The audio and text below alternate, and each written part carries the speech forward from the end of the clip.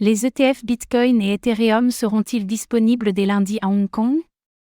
Hong Kong se prépare à accueillir ses premiers ETF Bitcoin dès le 15 avril, selon différentes sources.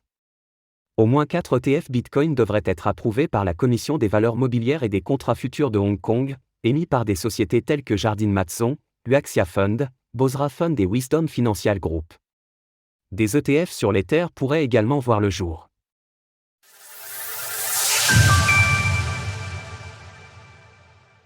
Hong Kong prête à accueillir des ETF Bitcoin et Ethereum. Selon le média chinois Tanz News, la Commission des valeurs mobilières et des contrats futurs de Hong Kong prévoit de révéler au grand public la liste des premiers ETF Bitcoin qui seraient lancés sur le marché boursier hongkongais le 15 avril prochain, c'est-à-dire lundi.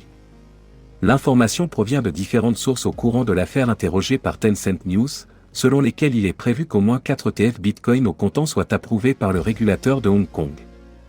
Ces ETF seront émis par les sociétés Jardine Matheson, Huaxia Fund, Bosra Fund et Wisdom Financial Group.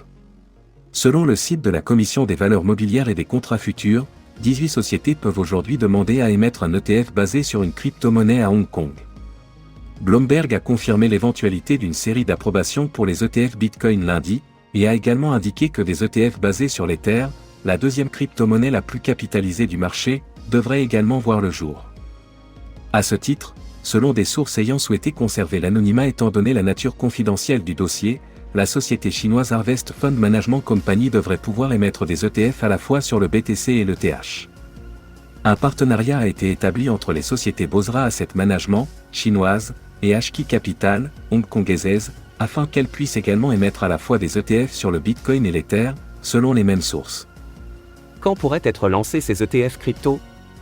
Concrètement, la Commission des valeurs mobilières et des contrats futurs de Hong Kong devrait donner la liste des ETF crypto approuvés dès lundi. Selon Bloomberg, concernant Harvest Fund Management et le partenariat entre HK Capital et Bosra Asset Management, les sociétés prévoient toutes de lancer leurs ETF à la fin du mois d'avril. Naturellement, le calendrier est susceptible de changer pour différentes raisons, qu'elles soient réglementaires ou d'un point de vue stratégique.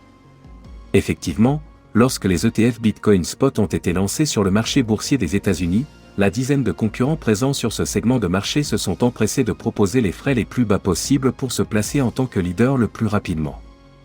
Comme l'a rapporté Bitcoin Magazine sur X, des publicités ont déjà été lancées à propos des ETF Bitcoin et Ethereum pour HK Capital à Hong Kong. À la date du 12 avril, les ETF Bitcoin Spot lancés aux États-Unis en début d'année ont déjà généré plus de 56,2 milliards de dollars de volume. Comme nous pouvons le voir sur le graphique ci-dessous, c'est l'ETF de BlackRock, ticker IBIT, qui a capturé la majorité des parts de marché sur le segment des ETF Bitcoin Spot, suivi de Fidelity et son ETF FBTC. De son côté, Grayscale continue de subir des sorties nettes sur son GBTC. Selon un récent rapport de Glassnode, les ETF Bitcoin Spot constituent désormais 30% du volume au comptant des crypto-monnaies toutes plateformes confondues. Source: Tanz News, Bloomberg.